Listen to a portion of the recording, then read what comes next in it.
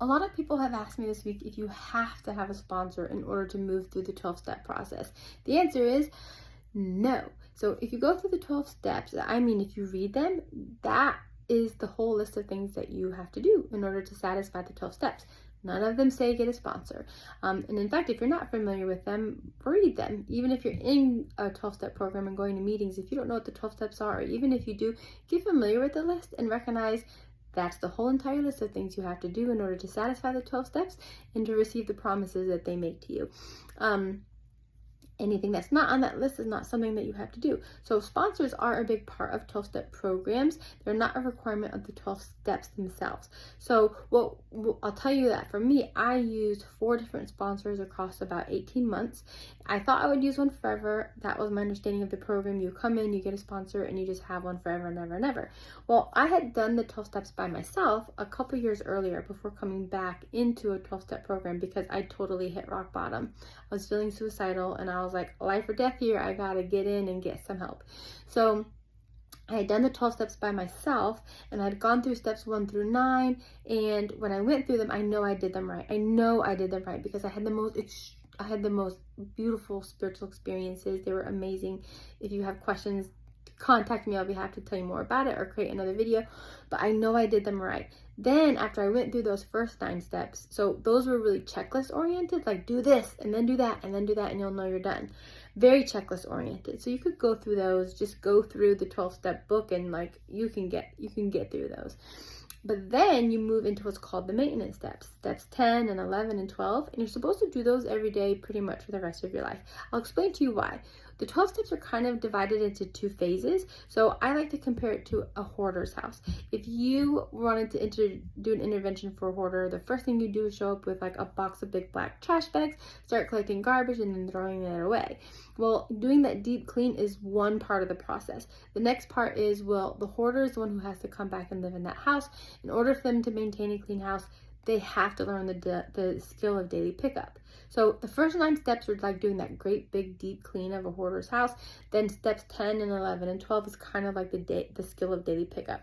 When you really understand what recovery is all about, you'll recognize that it's really all about de-junking all of the pain in your life, all of the painful experiences you've been collecting all of your life, and then trying to live free of them. So that first part is like, okay, you're going through and you're identifying all the resentments and the fears and all the ways you've been selfish and dishonest and all these things that have affected you your whole life, and you're like, I want to get rid of them. Like they are bending me out of shape and creating so much pain that I'm moving into my addiction for relief.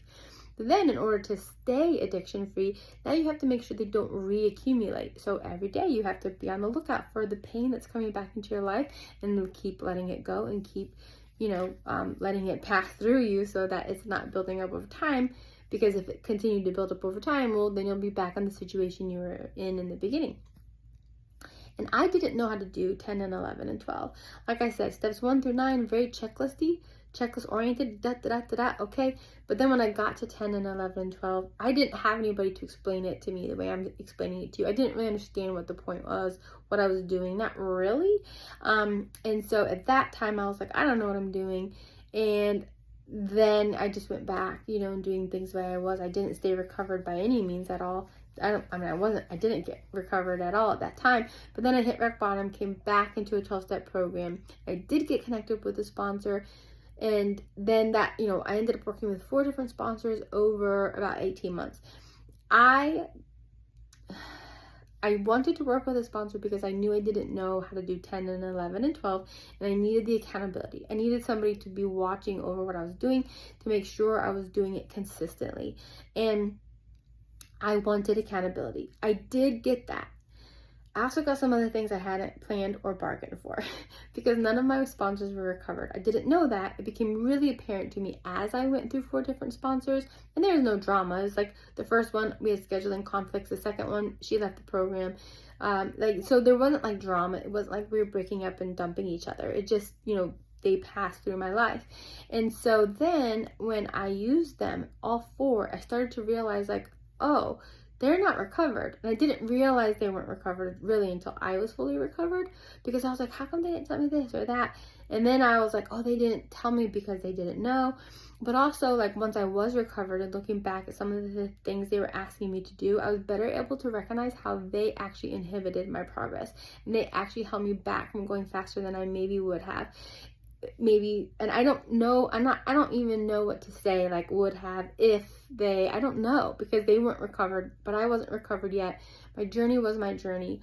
All I know is, like, I know what I needed from my sponsors, which was I needed accountability, and I needed to be able to get in this daily habit of doing my step work.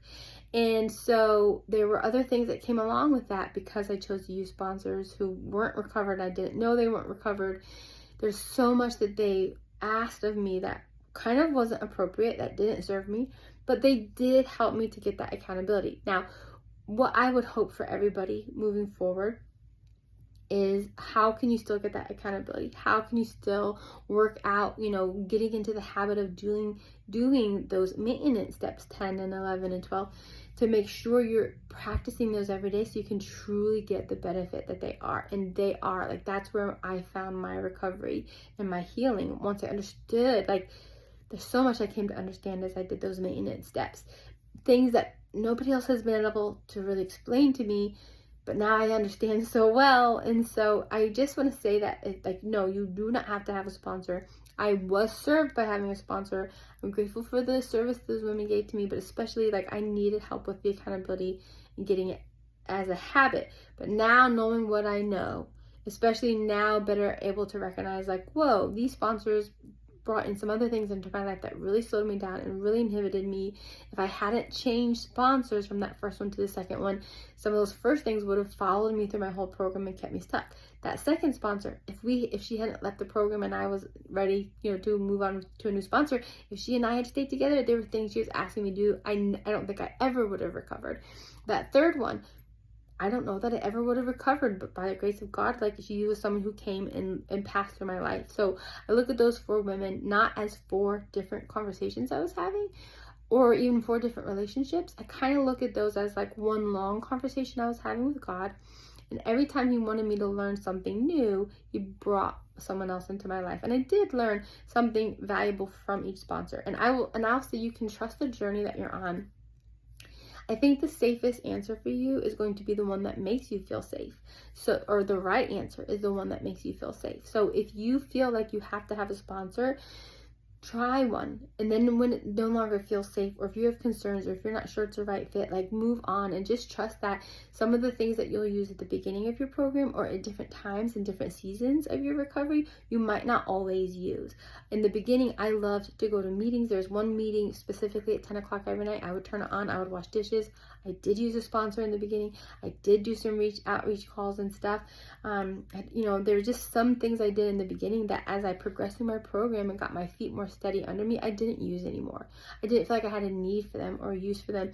And I even have let go of a sponsor. After that 18 months, I had fully recovered, had total neutrality.